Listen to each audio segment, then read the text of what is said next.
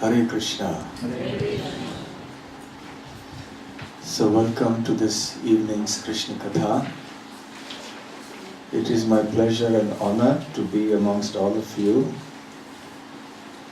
to speak something about the Lord's pastime of subduing the Kaliya serpent. As you are all aware, hearing the pastimes of the Lord as described in scriptures like the Srimad Bhagavatam, and hearing their explanations by great acharyas like Srila Vishwanath Chakravarti Thakur, Sridhar Swami, and explanations also by our founder Acharya Srila Prabhupada, are very, very nourishing for our devotional kripa. Hearing about Krishna and chanting about Krishna are our two most important activities in life. Everything else should be secondary. Important, but secondary. And all other activities are performed in order that we may hear and chant about Krishna better and better. This is an eternal activity. Even when we go back to the spiritual world, we will continue doing hearing and chanting about Krishna. It's just that in the spiritual world, these activities will be very pure, completely blissful.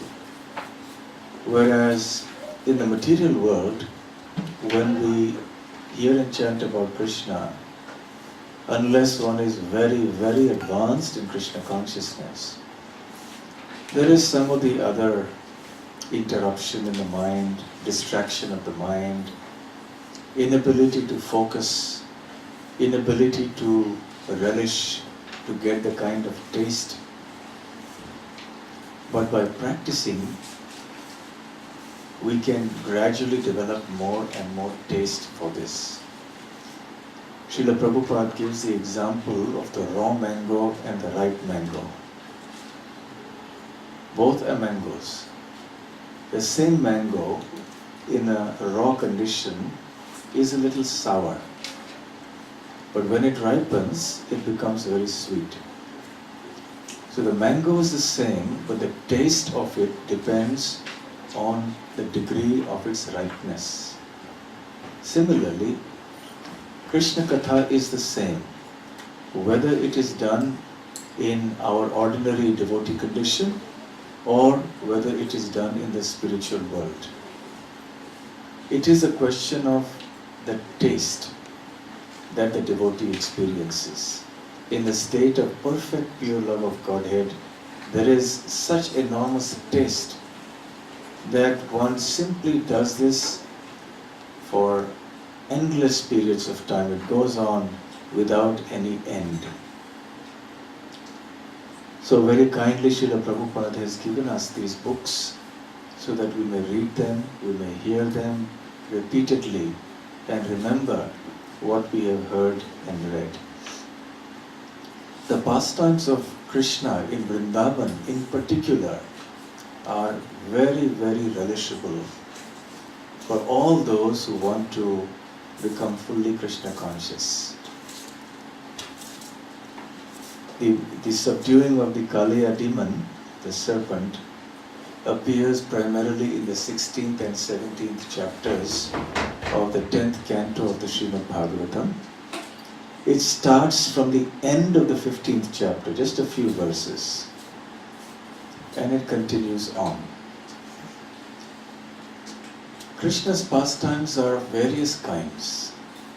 Amongst the wide variety of pastimes that Krishna does, there is one category that stands out, and that is the killing or the subduing of demons. Now, it is important to note that these pastimes do not happen in the spiritual world. Why do they not happen in the spiritual world? There are no demons. Because there are no demons there. Very simple answer. Krishna cannot perform the pastime of killing demons in the spiritual world for the simple reason that there are no demons there. Only pure devotees can be there. So therefore we now realize that there is an important place the material world has to play in Krishna's Lila. Krishna is able to perform many pastimes here in the material world that he does not do in the spiritual world. Kaliya is a snake, and snakes are generally envious by nature. Srila Prabhupada explains that snakes can sometimes bite you for no reason at all. Just like an envious person can harm anyone and everyone, a snake also for no reason can bite somebody. That is its nature. So there is no place for such envy in the spiritual world. There is no place for any inimical feeling against Krishna in the spiritual world. So how can Krishna perform such pastimes there?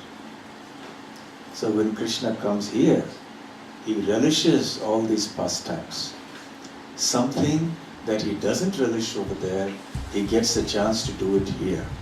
So this is one reason why he performs such activities here in the material world. Of course, he manifests Vrindavan over here. So it's the same Vrindavan as is in the spiritual world, but it has manifested within the material world. And in particular, the kind of pastime that Krishna can do here, which he doesn't do there, are those where he relishes the rasa of chivalry, Veera rasa. To some degree, he may relish it with the cowherd boys when he wrestles with them, etc. But that is not serious fighting. Serious fighting is in the material world when he is, fighting with Aghasura, Bakasura, or as Ram, he is fighting with Ravana, or as Varaha, he is fighting with Hiranyaksha. That is serious fighting. So he can actually relish Veer Rasa.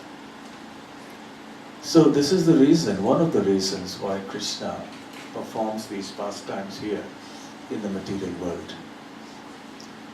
Also, in the Bhagavad Gita, Krishna has made a promise, Vinashaya cha dushkritam, that Sambhavama Yuge Yuge, I will come in every age and I will destroy and kill the miscreants, those who are demoniac in nature. And why does he do that? For the purpose of relieving the earth of its burden of sinful people, so that dharma can be established, dharma sansthapanarthaya. When demoniac people are there is no possibility of dharma, which is why Krishna wanted to have the battle of Kurukshetra, kill all the demoniac people and then install Dharmaraj, King Yudhishthira, on the throne of the earth planet. And at the same time, he also wants to protect his devotees, because many times the devotees are harassed and persecuted by the demoniac people. So to save the devotees, the Lord has to descend like he did for saving Prahlad. Another reason that Krishna performs such pastimes in the material world is to increase the love of his devotees for him. In Vrindavan, the Brajavasis, or elsewhere the Pandavas, or Prahlad, when they are put into very great difficulties, they have no other shelter but Krishna. So they completely within their hearts take deep shelter of Krishna and seek his protection. So this increases the intensity and the quality of their love for Krishna. So these are different reasons why Krishna performs pastimes like the subduing or the killing of demons. And amongst the pastimes related to such demons, one of the celebrated pastimes of Krishna in Vrindavan is the Kaliya Damana Lila. Daman means subduing.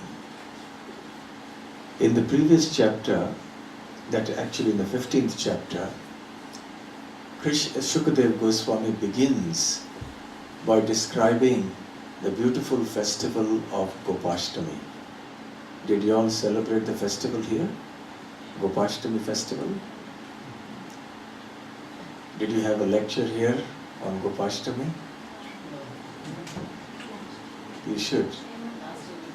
Last year. So please have a lecture every time for Gopashtami. And because it's a very sweet festival, it represents the day when Krishna graduates from being a Vatsapal to a Gopala. So from the herder of calves to a herder of cows. So that happens in the month of Kartik, the Gopashtami festival. And then of course he kills the Dhenukasur demon, Balaram kills. And all that is in Kartik and a little after. Now Krishna is in the end of the 15th chapter of the 10th canto, begins the pastimes of the Lord in summer. And this is the background to this whole Kaliya Damana Lila. So Shukadev Goswami explains that Krishna is Vrindavana Chari. He is Vanachari. He is the one who wanders all over the forests of Vrindavan. The forests of Vrindavan, the land of Braja, is highly blessed because imprinted on that land are the footprints of Krishna with all their auspicious marks. What can be more glorious than receiving the footprints of Krishna? So the holy land of Vrindavan is blessed because Krishna wanders all over with his calves, with his cows, with the cowherd boys. He also moves around with the gopis. There are so many forests in Brajabhumi. You know that there are 12 major forests called Dvadashavana. 12 forests, but there are also many other smaller forests. Sages have identified as many as 137 forests and sub-forests in Braja. So Krishna used to wander through all these different forests, sometimes in one forest, the next day in another forest, sometimes in 2 or 3 forests in the same day. In this way, Krishna was Vanachari, wandering through the forests of Vrindavan, enjoying pastimes everywhere. So Shukadev Goswami says that one time Krishna similarly went into the forest of Vrindavan, but this time there was something unusual. He went with the cowherd boys, but without Balaram. Balaram is generally the protector of Krishna because he is the older brother. Balaram is Krishna himself. The difference between Krishna and Balaram is that Krishna is blackish and Balaram is white. That's all. Krishna has expanded himself as Balaram to serve himself. Both are Bhagavan, but Balaram is called Sevak Bhagavan. Sevak means the servant Bhagavan. And Krishna is the Sevya Bhagavan, the Bhagavan who served. So imagine if we could do that. We expand ourselves into many parts and each part starts serving us. Somebody massages our legs, somebody does something for us, somebody... Very comfortable life. But we are not Krishna, so we can't do such things. But Krishna does it. So Balaram is his first expansion. And he serves Krishna in every way. In all 5 rasas, Balaram serves Krishna. And because he's the elder brother is like a father, so he can sometimes scold Krishna or order Krishna. Krishna, today you don't go there. Or Krishna, you be careful. So Balaram does that.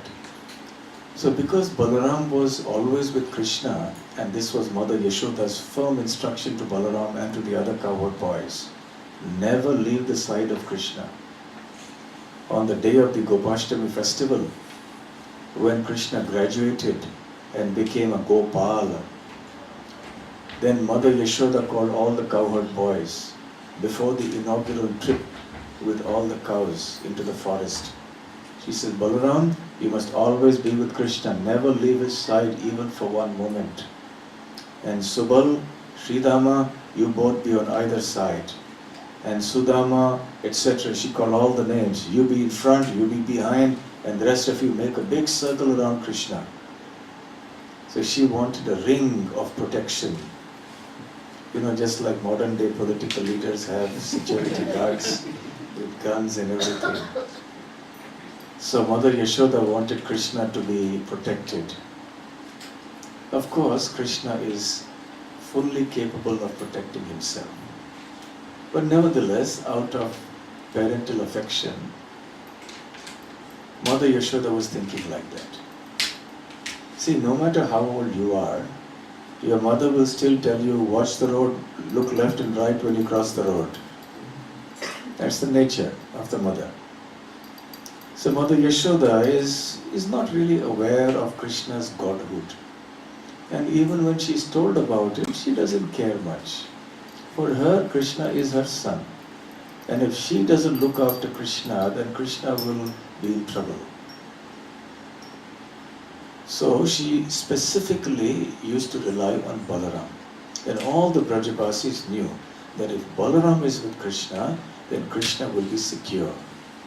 But this time, for some reason, Balaram did not go with Krishna. So already perhaps the Brajabasis must have been a little apprehensive. There have been occasions when Balaram did not go with Krishna. But on this occasion too. So they were wandering in the forest.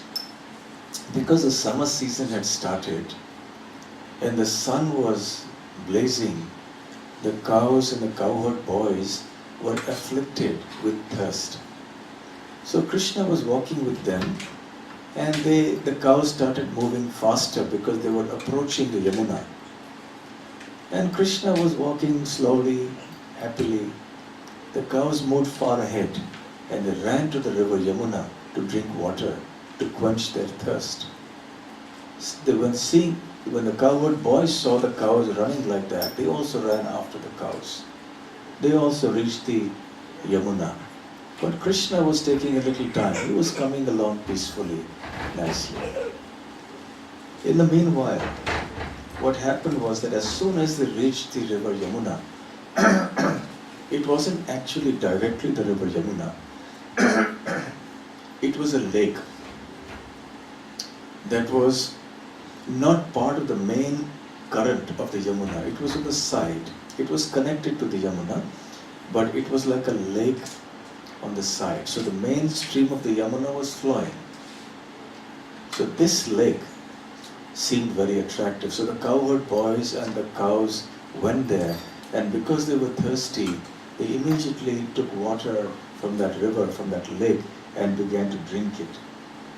And as soon as the boys and the cows drank the water, they fell down unconscious. And actually Shukadeva Goswami describes that they fell lifeless. They actually died. Of course, these are all eternal associates of Krishna, so the word died is not appropriate, but it is a part of the pastimes of the Lord. Under the Yogamaya potency, the Lila Shakti of the Lord. So these things appear like that they died, so they became lifeless, so such phrases are used. And they fell lifeless to the ground. And Krishna was watching all this from behind, and he immediately became very concerned and he understood what had happened. And he cast his merciful glance upon the cowherd boys and the cows, and immediately brought them to life again. So the boys and the cows regained their consciousness. The cowherd boys stood up. They came out of the water and began to look at each other in astonishment. And they were speaking amongst each other. Srila Vishwanath Chakravarti Thakur explains how the conversation must have gone. One cowherd boy is looking at the others and saying, "My dear friend, we were dead. How is it that we have become alive again? Do you know the secret of what has happened?" So another Sakha, another cowherd boy from the group, he speaks as this discussion is going on. And the astonished cowherd boys are looking at each other wondering, what happened? How did we come back to life again? And this one cowherd boy says, "My dear friends, do you remember many years ago when our Krishna was born?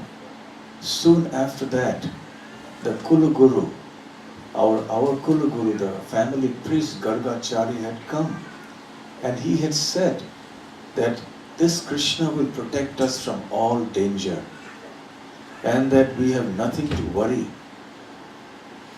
And actually Krishna has been empowered by Lord Narayan, who is the worshipable deity of all of us, of our grown-up Brajabasis, especially Nanda Maharaj. So Gargachari had predicted that he would be like Lord Narayan. So definitely Lord Narayan has blessed our dear Krishna. So he must have been the cause of rescuing us.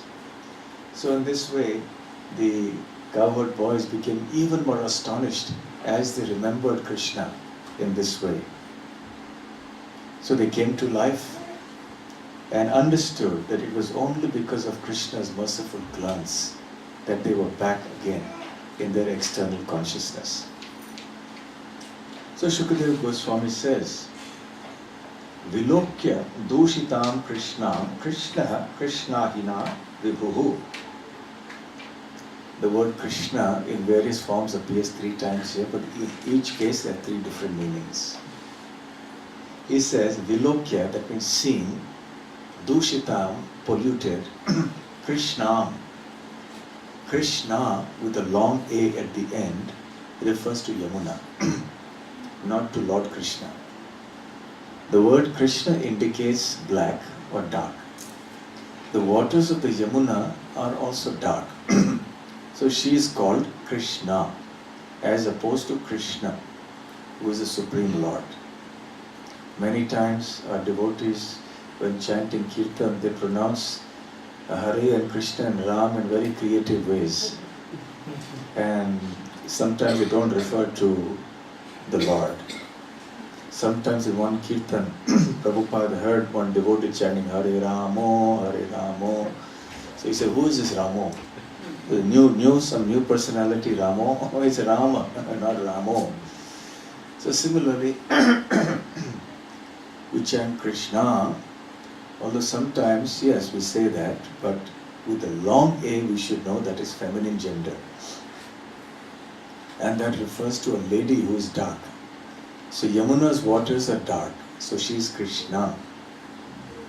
Do you know any other great devotee lady who is also called Krishna because she has a darkish complexion? Draupadi. So Draupadi, Yamuna, they are called Krishna. And the Supreme Lord is Krishna. So Vilokya dushitam Krishnam, Krishna. So Krishna refers to the Supreme Lord. So Krishna saw Krishna, Yamuna, who was very polluted. And how was the river Yamuna polluted? Krishna Ahina. Ahi means a serpent. Krishna means dark. So Krishna Ahi refers to Kaliya. He was a dark colored blackish serpent. So Shukadeva Goswami uses the word Krishna in 3 different ways here. One to indicate Kaliya, one to indicate Yamuna, one to indicate the Supreme Personality of Godhead, the cowherd boy. Tasya Vishuddhim Anvichan. Vishuddha means to purify. Anvichan, he desired. So when he saw the polluted condition of the Yamuna, Krishna desired to purify this lake. And therefore, Sarpam Tad Udavasayat. And therefore he sent away, he banished that serpent, Krishna Ahi, the dark colored serpent whose name was Kaliya, from the Yamuna. And thus Kaliya was sent away. So Shukadev Goswami concludes the discussion of Kaliya's banishment like this in just 4 or 5 verses. Finished, the pastime is over. But naturally Parikshit Maharaj is not satisfied. Now Shukadev Maharaj has sparked some interest. He just started saying something, but he doesn't say it. He completes the whole thing in 2 verses and finishes it. Let's say somebody was telling you something very interesting, something very that you like to hear. He said, do you want to hear? He starts, gives you some little bait, and then finishes in 1 sentence and finishes. And say, oh, come on, tell me the whole thing. Don't tell me just this much. So Parikshit Maharaj wants to hear more. So then, because he's very eager, you see, devotees of Krishna are very eager to hear more and more about Krishna. They never feel satiated. Vayam tuna vitrapyama uttama shloka vikrame yash shrigvitam rasagyanam svadu svadu pade pade. The sages at Naimisharanya tell Suta Goswami, please do not stop speaking Krishna Katha. We are never going to be satiated or satisfied hearing it. Don't think that we are going to be tired and that you should stop very soon. No.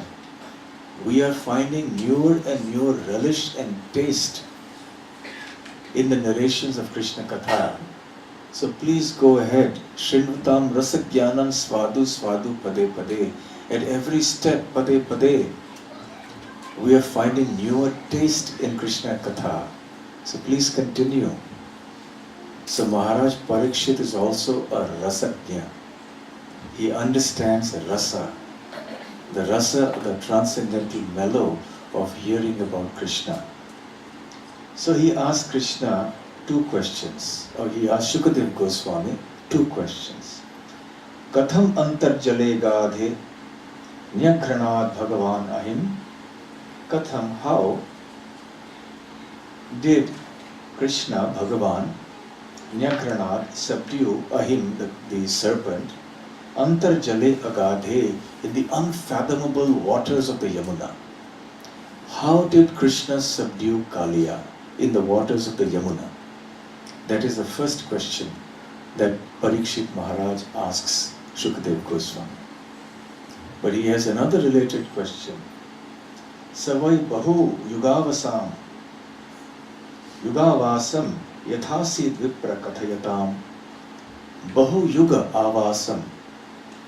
How is it that this serpent lived for so many yugas, so many years within the waters of the Yamuna?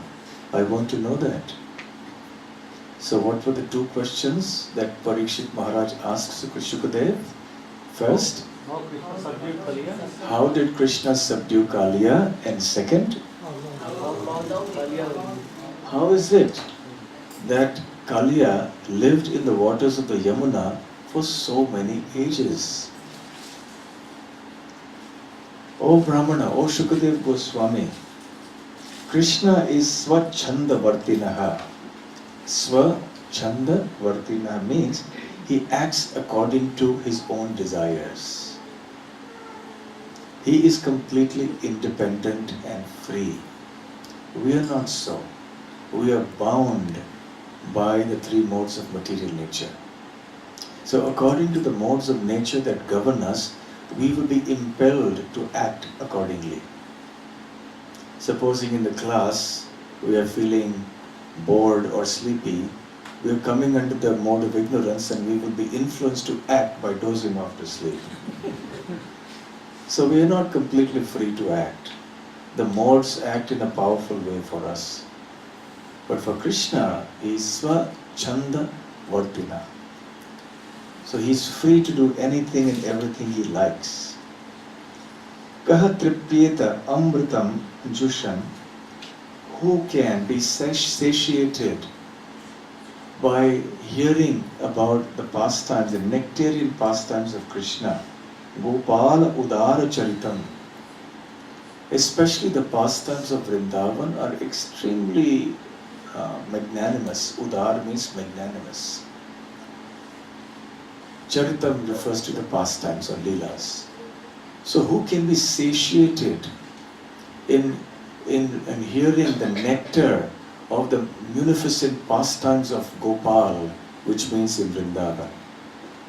You see, the pastimes of Krishna are very sweet. The pastimes of any incarnation of the Lord are very sweet. However, those performed in the human form are especially sweeter. And amongst those pastimes performed in the human form or human-like form, Krishna's pastimes are the sweetest. And amongst all the pastimes that Krishna performs, the pastimes in Vrindavan are the sweetest. So Gopala Udara Charitam. So Parikshit Maharaj, by now, already we have reached the 16th chapter of the 10th canto. This must be towards the approaching more than halfway into the 7-day period. So he's already relished Krishna Katha. He's already heard 15 chapters about Krishna's birth, his childhood pastimes in Vrindavan, etc. And he wants to hear more. So he says, I'm not satiated. Who can be satiated? Elsewhere, Parikshit Maharaj says, Nivritta Taishay Rupagiya Manat. He says, in this particular world, Upagiya Manat, singing the glories of the Lord is very important. Shrotra Manobhiramat, Ka Uttama Shloka Gunanuvadat, Puman Virajjeta Vina Pashupnat. He says, who except a butcher, a killer of animals, will not relish the pastimes of Uttama Shloka, Krishna. Krishna is called Uttama Shloka because he is described in the choicest of poetry. So who will not relish such pastimes? Parikshit Maharaj cannot understand. Why is it that people are not attracted to Krishna's pastimes? Do you know why it is so? Yes. Covered with materialist energy. Covered with material energy, yes. So, what is this power that is making the devotees or the people at large not become attracted to the all-attractive Krishna? If Krishna is all-attractive, that means he must attract everybody. So the non-devotees are not being attracted to Krishna. So what is that tremendous power? Who is more powerful than Krishna? Who is keeping them from being attracted to Krishna? It is Krishna himself. Otherwise nobody can keep anyone from getting attracted to Krishna. But it is Krishna's Mahamaya Shakti, his illusory potency. Because this potency is Krishna's potency, therefore we are able to forget Krishna. Otherwise it is impossible to forget Krishna or to be not attracted by Krishna. So such Krishna Katha, Parikshit Maharaj has said, is very pleasing to the mind, to the heart, to the ears. So Parikshit Maharaj is now eager, wants to hear. And Shukadev Goswami is feeling encouraged. This is the reciprocation between the speaker and the listener. When the speaker is speaking authoritatively, and Shukadev Goswami is an authoritative speaker, and when the listener, like Parikshit Maharaj, is an ideal listener, is very eager to hear, is asking good questions, then the speaker also becomes enthused. You know, there is a dynamic that goes on between the speaker and the listeners, isn't it? Any gathering. So there are compatible gatherings and there are incompatible gatherings. A compatible gathering is one in which the speaker and the listener both are on the same page. Let's say the discussion of Krishna Katha. The speaker is materialistic. He wants some, some name and fame and prestige and money and so many things. And the listeners are also like that. They also want some punya, some piety so that they can get more material progress in the world. Perhaps they want some tips on how they can make material progress. So both the speakers and the listeners are on the same page because both are trying to use Krishna Katha for material advancement. So both are happy. But that is not the right thing. It's not appropriate.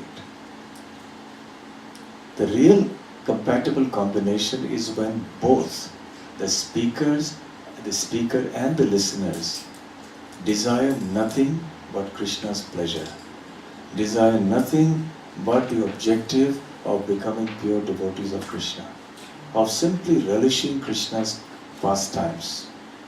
That's all. This is the ideal compatible combination. There are incompatible combinations also. What could be the incompatible combinations? Speaker is talking about pure devotional service. The speaker is talking about pure devotional service and The listeners not interested. listeners not interested. The speaker is thinking what to do. I'm speaking about Krishna and these people are not interested. Or even if they're interested, they just want some material benefits from that. So the speaker gets frustrated, the listeners also get frustrated. The listeners want something material, but the speaker is giving only something spiritual. The speaker wants to give something spiritual, the listeners want only something material. So both are frustrated. So incompatible. The other incompatible situation is when the speaker wants to give something material, but the audience wants something spiritual. And both are frustrated again. Srila Prabhupada specifically refers to the professional reciters of the Srimad Bhagavatam, who do Bhagavad Katha, etc. for a livelihood. And they charge huge sums of money. If you are to call them to your place and give, they charge a lot of money. And they're very charismatic speakers. They're very scholarly, they're very learned. And they can charm the audience, they can hold them in their grip. And they have a lot of music as well, a lot of entertainment, and many things go on. But again, an incompatible combination. So here, we have the right kind of compatible combination between Maharaj Parikshit and Shukadev Goswami. And Shukadev Goswami is feeling encouraged that Parikshit Maharaj is so eager to hear. The speaker loses enthusiasm to speak when he sees so many people dozing off, people going, coming at will. I have been speaking a lot about these things in London, in India, in Sydney, Melbourne, Perth. So why leave Brisbane out? So let me say it here also. With the request, with the hope that you will not take offense, you will not mind. And I will also make a proposal in a few moments for tomorrow. And the point we want to make is that Krishna Katha is a very serious business. It's not that we can come and go as we please when the Katha is going on. Once we decide to come, we should come properly at the right time, hear and sit through, unless of course there is some difficulty, one understands. Now if there is a fire somewhere and then we say, no, Katha is going on, no, then you have to leave and deal with the fire. So one has to use common sense. But generally the principle is that one should not leave. One should not come in and go out casually like this. Because it disturbs the speaker, it disturbs the audience. The flow of thought is disturbed, the attention of the listeners is distracted. So that is not correct. I was giving the example, where was that? Somewhere anyway, because I've said it so many times. Suppose there was a business contract. You had to go somewhere for, and you had a big contract. and the time was to reach there at 2 o'clock. What time you would reach? The businessman, he'll reach at what time? Quarter to 2. But when it comes to Krishna Katha, it's at 2 o'clock, we start out from the home at 2 o'clock. It's okay, it's only Krishna Katha, it's alright. It's okay, we can come. But no. So one has to take it seriously and sit. This is our austerity, this is our process. This, as I said earlier, is the most important activity in our life. Hearing and chanting about Krishna and hearing and chanting Krishna's holy names. So we must take it with due responsibility. One sannyasi, one of our sannyasis, senior devotees in the movement, was explaining the only lecture he has ever given in which nobody walked out of the class is when they were on a cruise.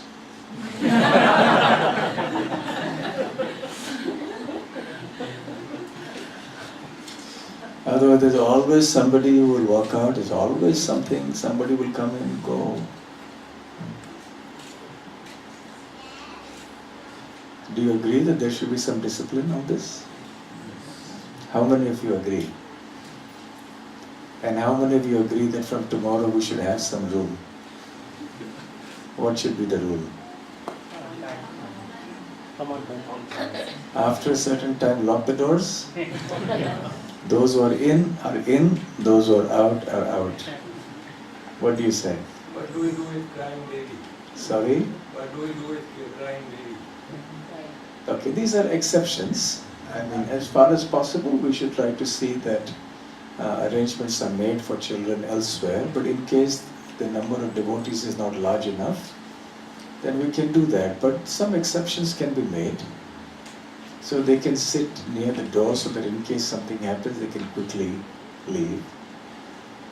But otherwise, in general, it has become a habit I have seen all over our movement everywhere. Just people take it, devotees take it very casually. They just simply walk out after 5 minutes, 10 minutes of the lecture. Something comes to their mind, just walk out. I have seen many of our sannyasis or other speakers in the Bhagavatam getting very annoyed. Because suddenly devotees just get up and walk away. Imagine if you were talking to me, and I suddenly got up and walked away in the middle of it and didn't say anything to you. What happened? Why did he suddenly get up and leave? Isn't it? So it's not even good manners. Leave aside the spiritual part of it, but even the material part, it's not something polite, not something courteous. And imagine that Krishna, the Supreme Personality of Godhead, is present in the form of his katha here. So then we must be all the more serious. If the Prime Minister of Australia were here, Premier, what do you call him, Prime Minister? If he was here in our room, would we just get up and walk away? And here is the President of the unlimited universes, Krishna, who is manifesting through his pastimes. So why should we take it so casually? Anyway, so that was just an incidental topic that came out about talking about compatible and incompatible combinations. Yeah. You mentioned also the same thing happens in the Harinam Sankirtan, exactly the same thing. The same thing happens in Harinam Sankirtan also, yes. Yes, so when you go out in Harinam Sankirtan, go out together, come back together. Unless, of course, there are some pressing things which you know, better you come at least for some time than you don't come at all. So that is also there. But remember also that that is way in the outdoors.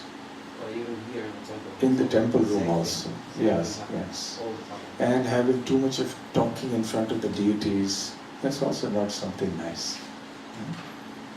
Suppose the Prime Minister of Australia were in the room, would we be chatting with each other? No, we'll be all attention to the Prime Minister.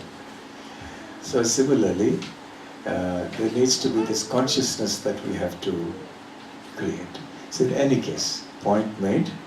Let us now move ahead. What is the time? Yeah, we have some, till what time do we go on? What past? Okay. So now Shukadeva Goswami is enthused by Maharaj Parikshit's questions and his eagerness to hear. So Shukadeva Goswami begins. And he says that within the river Kalindi or Yamuna, there was a lake that was inhabited by the serpent Kaliya. Why is the river Yamuna called Kalindi? She is called many names. Krishna is one name, Yamuna is another name, Kalindi is another name. So why is Yamuna called Kalindi? Why is she called Yamuna? Yama and Yami, they are brothers and sisters, siblings. They are both children of the sun god, Vivaswan. So brother and sister. So she is Yamuna. And why is she called Krishna? That we discussed. Kalindi is the name that comes from Kalinda. Kalinda is the mountain. So when she descends on the earth planet, she manifests through the Kalinda mountain. So she's called Kalindi. Just as Durga or Parvati is called Parvati because she is born from Parvat, that is a Himalaya. Like this. Sanskrit words are like that. So along the Yamuna, Shukadev says, there is a lake that was called Kaliya Damana. Radha refers to a lake, also called Daha. And this lake, as I mentioned, was on the side, not along the main current. And if it had been so, then the poison would have been carried down in the water and affected people downstream in Mathura and other places. But that wasn't happening. So Srila Vishwanath Chakravarti Thakur mentions that this was a side lake where the water would come here, and that was as long as 8 miles wide, 1 yojana. Vishwanath Chakravarti Thakur quotes from the Harivansha, which is the addendum, like the appendix to the Mahabharata. And also, it was the poison of the water, he says. The poison was so fiery because of the presence of many serpents in that water, including Kaliya, that the water was boiling with the poison. And the poisonous vapors from the water were rising into the air. And the birds who were flying over that Kaliya Hrada would die and fall because they could not take the poison. So that is the condition of the Kaliya Daha. So Shukadeva Goswami begins by explaining that. And he says, even the wind blowing over the Yamuna river would carry the droplets of water from the Yamuna. And when these droplets would fall on the shore, then the blades of grass, the plants, the trees, or any insects, etc. that were on the bank would all die. And this was there for a long distance from the bank of the lake. So you can imagine what a terrible situation was created because of the poison of Kaliya, a serpent who was living within that lake. And the Harivansha also explains that approaching that lake was difficult because there were different holes where poisonous snakes lived. And what is more, Sanatana Goswami has explained that this Kaliya serpent was an asura who also was a mystic yogi. And by his mystic yogis, he had, by yoga powers, he had the power called Jalastambha, which means that you can make solid creations within water. Generally water is liquid. But he could make a whole city where he lived within this lake, the waters of this lake. This is how powerful Kaliya was. So when Krishna saw how Kaliya had polluted the Yamuna river, he became very concerned and very upset. And of course Krishna had descended from the spiritual world for the sake of subduing demons. That was one of his objectives. So what did he do? he went to the bank of the Kaliya Damana, of the Yamuna, and he saw a Kadamba tree there. It was very tall, and he climbed to the top of the Kadamba tree. It is mentioned that this Kadamba tree was the only thing that was alive on the bank of the Yamuna or Hada, because everything else was affected by the poison. How is it that this Kadamba tree was not affected by the poison? The Harivansha Purana again says that this is because one time Garuda had sat on the tree and had partaken of nectar. So therefore this tree remained alive. And this Kadamba tree was also hopeful that one day Lord Krishna would place his lotus feet on it. So he was waiting for that day. Krishna's favorite tree, as you know, is the Kadamba tree. So Vrindavan has many Kadamba trees. And many times, in many places, they actually plant Kadamba trees. They get the seed from, or the graft from Vrindavan of a Kadamba tree, and they plant it. When I was in the new Govardhan farm in Muruvalamba, it's quite a mouthful, the word Muruvalam, difficult to pronounce. So they have planted, there's a beautiful Kadamba tree in the compound of the temple. Have you all seen it? Yes. And they said, one devotee explained to me that this graft was brought from Vrindavan many years ago, and it was planted in the courtyard of the temple. So they have a Kadamba tree there. So many temples have done the same. They have bought a graft of the Kadamba tree from Vrindavan and planted here. Perhaps one day when you have some permanent plans for this land, you can also think of that.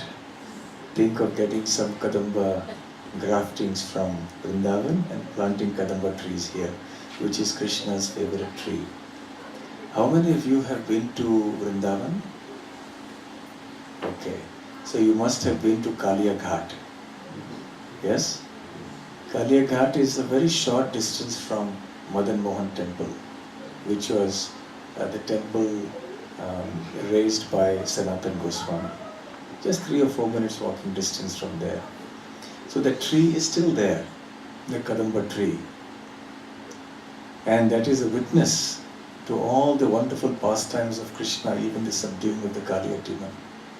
Now, of course, the Yamuna river has moved quite a distance away, almost 500 meters away from the Kadamba tree. But when the waters are flooded in the rainy season, then the water may come all the way up to the current ghat. A ghat is a place where there are steps to enter into the river. So Krishna saw the polluted state of the Yamuna Daha, and he realized, I have to do something about this. The situation is very extreme. So he climbed to the top of the Kadamba tree and blessed the Kadamba tree in that way. And then what did he do? He prepared himself for a good big fight. He tightened his belt, his seat belt. Even on top of the dhoti, he also wear a belt, a sash, something like a sash. So you will see that Krishna's dress includes that. Generally, if you're not wearing a kurta, if you're wearing just an upper cloth on the shoulder, then you're expected to wear the sash around your waist on top of the dhoti. That is generally the way it is done. And if you look at Krishna's pictures, he doesn't have an upper cloth. But you see the sash? He's got a yellow dhoti there, which is called a pitambara. Pita means yellow, ambar means a dress, and he's got a sash there, like a cloth belt. Yeah, so that is how actually a dhoti should be worn if one doesn't wear a kurta on top. If Krishna was wearing a kurta, he may or may not have the sash. Usually he wouldn't have the sash. But especially when he's not wearing the upper cloth, then that sash is important. So it appears that now Krishna didn't have that. So he climbed the Kadamba tree, tightened his sash, just like when somebody is getting ready for a fight. they do all these things. Have you seen some people on the streets when they get ready for a fight? They take out his specs, mobile phone, take off his watch. He's getting ready to fight. No?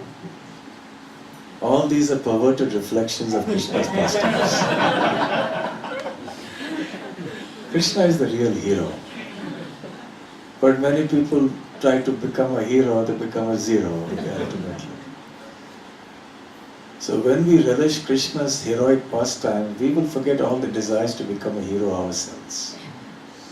We will get greater pleasure in reading and hearing about the real hero, Krishna. So then he tightened his belt, and then he also he tied the locks of his hair because the hair was loose maybe. So he tied it together nicely, and then he slapped his arms like that. Wrestlers do that in India. Even till today, if you go to any akhada is a place where wrestlers train and they practice. You have a sand pit, and they'll come there in any wrestling competition. They will do this to indicate how strong they are. Also, when Krishna was fighting Chanur and Mushtika and others, just before they killed Kamsa, in this wrestling competition, all this was done. When Krishna was performing his childhood pastimes, Kaliya Lila, sometimes Nanda Maharaj would ask him to bring his paduka, his footwear, his wooden sandals. And Krishna would sometimes, when he go there, he would not be able to lift it because he was too small. And the wooden sandals were quite heavy. So he would try, but it would fall down again. And when he would see everyone else around him laughing, he would feel insulted. They're laughing, they think I can't lift it. Then just to indicate to them that he was strong, he would do like this. He would slap his arms. Don't think I'm weak, I can do it. Similarly, when Krishna wanted to graze the cows, and he had only been grazing the calves, and the Brajabasis, the older ones, were not convinced because the cows are very big in size, big horns, very risky for a small child to take out the cows. It's one thing to take the calves out to graze, but the grown-up cows, it's very risky. Only grown, strong men are needed to control the cows. So they would say, Krishna, you're too small. When you grow up, then you can take care of the cows. Again, Krishna would slap his arms to say, I'm strong, don't think I'm weak. So the same thing Krishna did here also. So he stood on top of the Kadamba tree, tightened his belt, tied up his hair, slapped his arms, and then jumped into the water. And he jumped in and made a huge splash. And of course, when anyone jumps into water, it becomes a huge splash. But when that personality whose very expansion bears all the universes like mustard seeds, when he utilizes a little bit of his potency to jump into water, we can imagine what kind of agitation is caused in the water. So naturally the water started flooding the banks, because as soon as he jumped, there was a huge noise, and as a result, the snakes who were inside, they got very disturbed, very agitated, and they started breathing heavily, and they started emitting more poison. And the waters of the Yamuna, Daha, Kaliya Daha, they became even more polluted. And because the waves of Krishna splashing of the water and jumping in, they flooded reddish yellow waves of the water, which is full of poison. They flooded onto the banks. And Shukadeva Goswami says that this is not at all amazing because the Supreme Lord possesses infinite strength. So this was a very, very small exhibition of Krishna's power. So anyway, the snakes were taken by surprise. But Krishna did not stop there. Then he began sporting, frolicking in the water. And he started splashing the water. Have you seen children playing in a small swimming pool, you have special swimming pools for the children. Or you put them in a bathtub. What do the children do? Just splash. So Krishna was splashing the water of the Kaliya Damana. But the difference between ordinary children splashing water and Krishna splashing water is that huge waves were generated. The whole lake, right to the bottom where Kaliya lived, was as if a big earthquake had come. And the water was moving rapidly everywhere. And interestingly, Shukadeva Goswami says, he made the water resound in various ways. And the Acharyas explain that with Krishna's splashing of the water, he was actually creating some musical orchestra. With the tapping in certain ways, and the musical sounds were coming out. Krishna is an expert musician and he can create music from anything. Actually, those who are expert musicians can utilize just about anything and create music from it. They can take a table and they'll start creating music out of it. Take some pole like this and create music out of it. So Krishna is the original musician,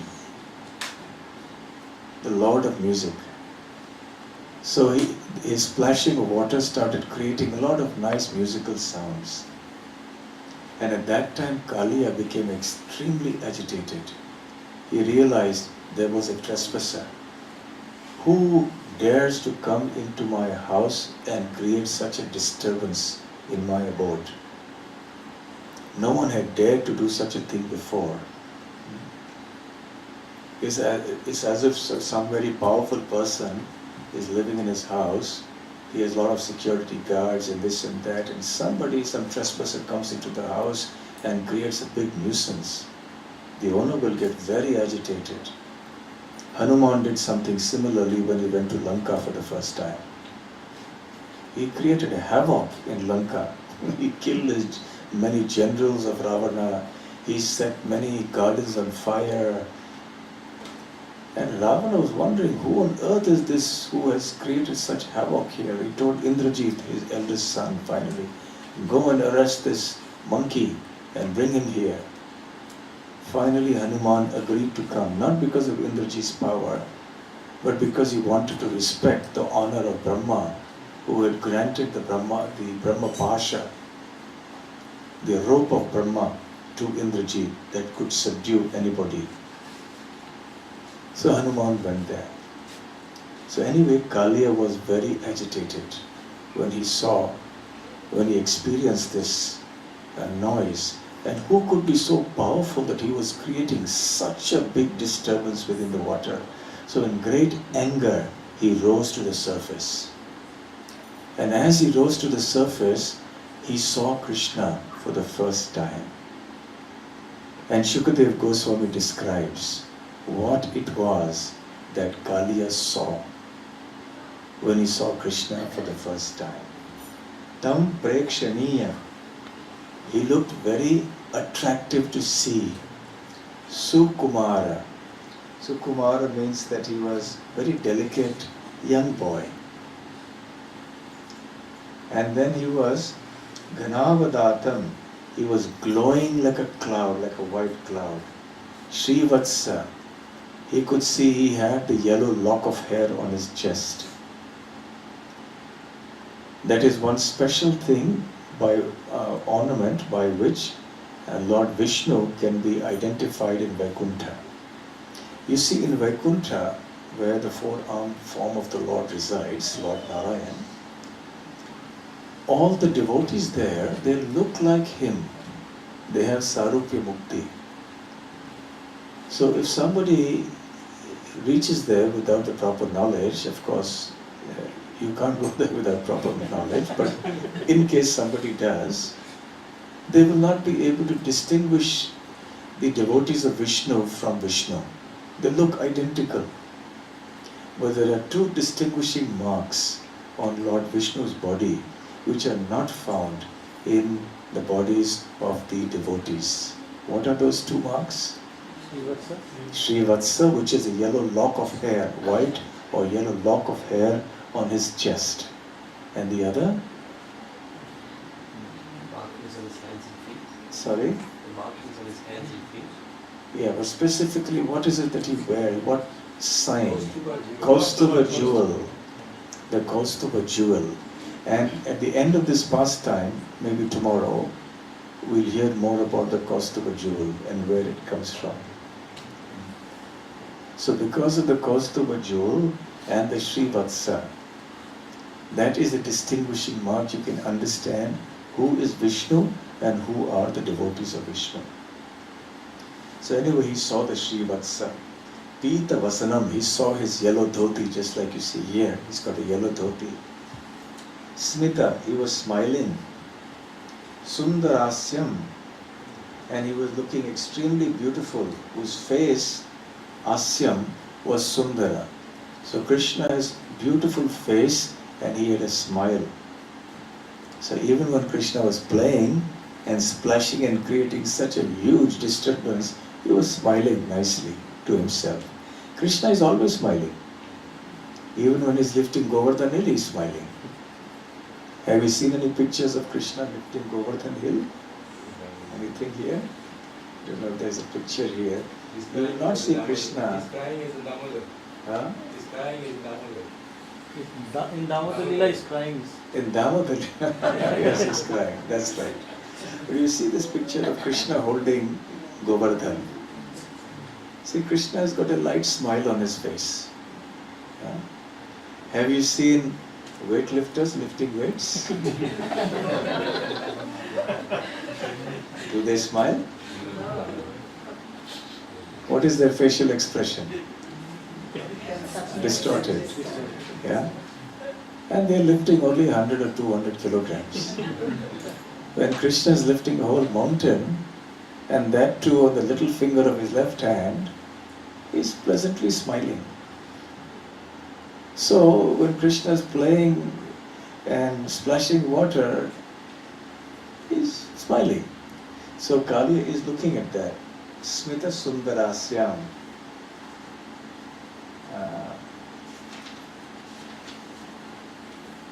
Kridantam Apratibhayam. He's playing in the water fearless. So Kaliya is struck with wonder with two things.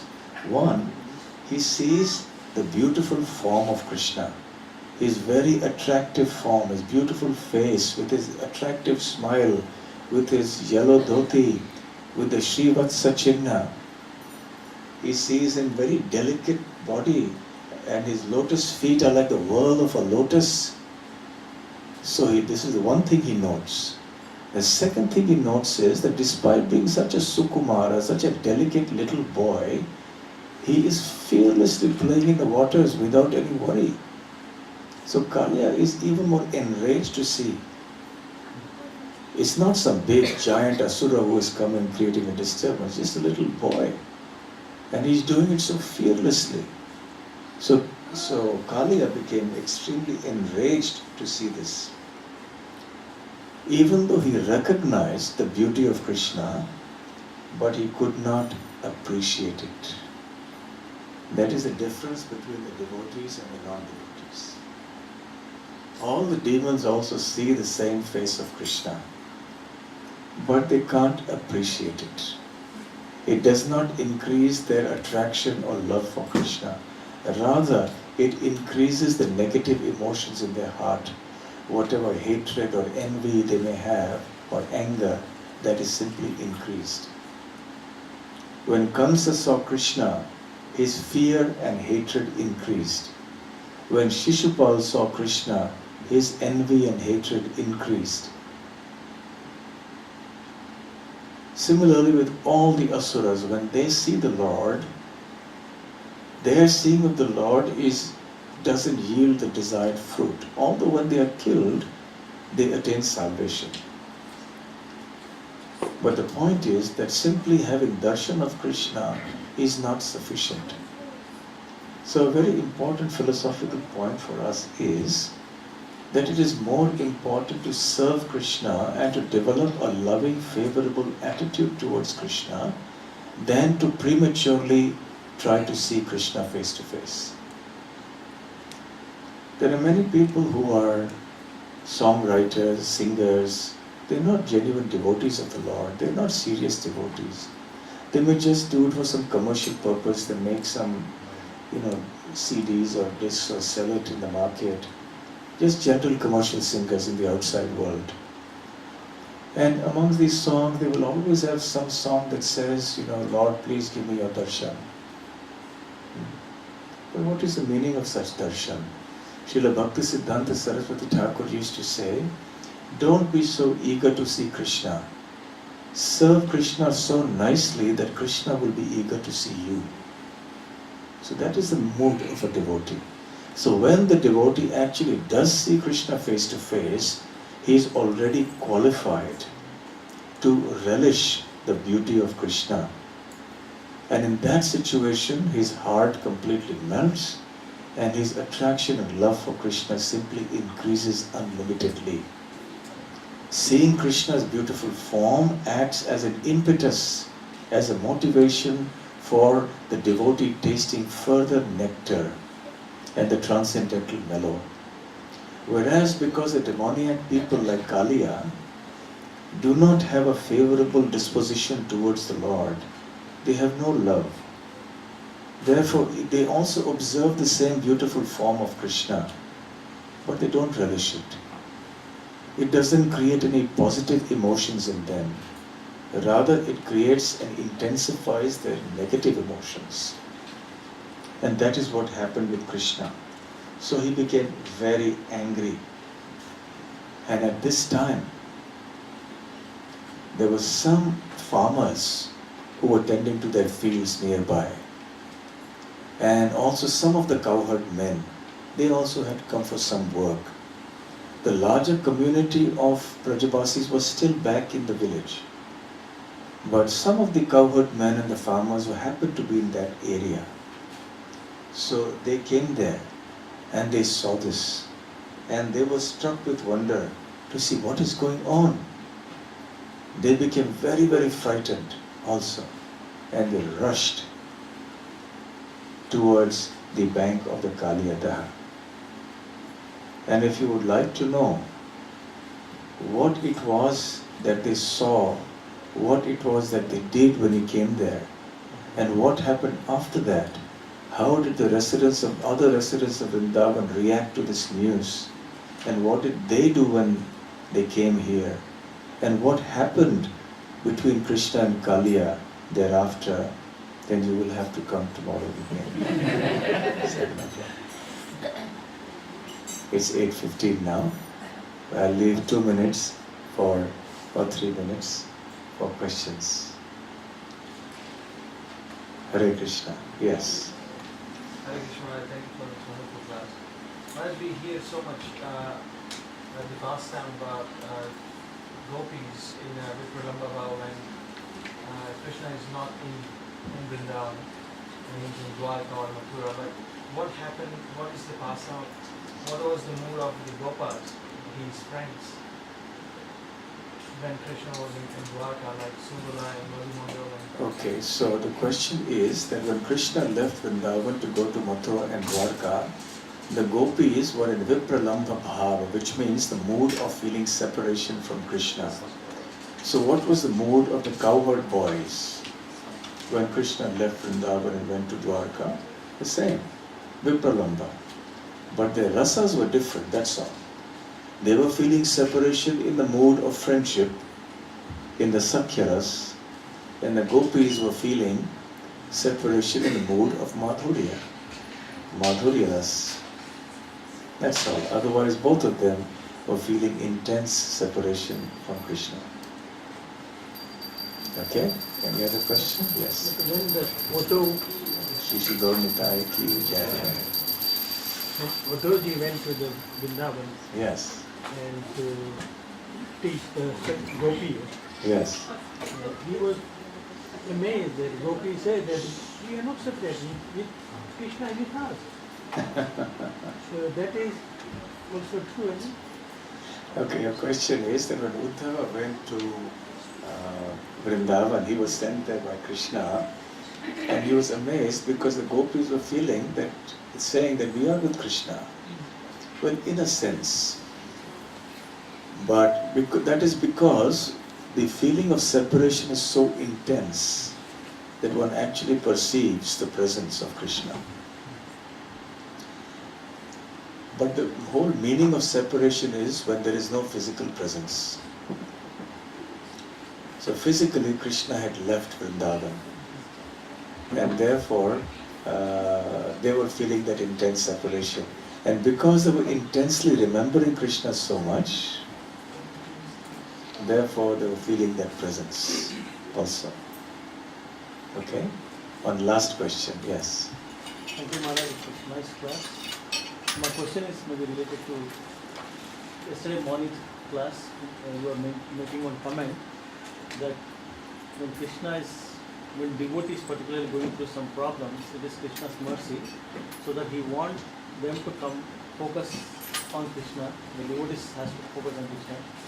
So these are all theoretically we can understand, but when we are in that situation as a devotee, and many times because the situations are so overwhelming that we don't think about that. Rather, we think about all the problems we are facing instead of thinking that Krishna want us to focus on him or think about him. So how do we actually work on the problem at the time? Your question is that when we are in difficulty, it is very hard to see it as Krishna's mercy or arrangement, and we tend to try to solve the problem. Well, that may also be necessary. I mean, it is not that you are absolved of all responsibility in a difficulty. Depending on Krishna's mercy doesn't mean that we don't take any effort to solve our own problems. We take our own precautions. When we are sick, we go to the doctor, isn't it? So because we need money to survive, we go to work.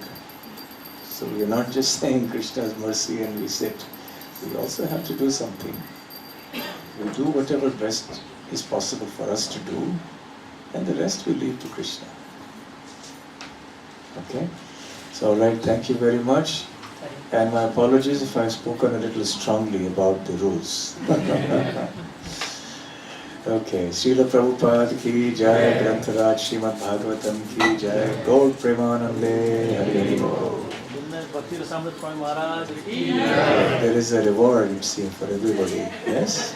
Okay, so you can come and take Hare Krishna.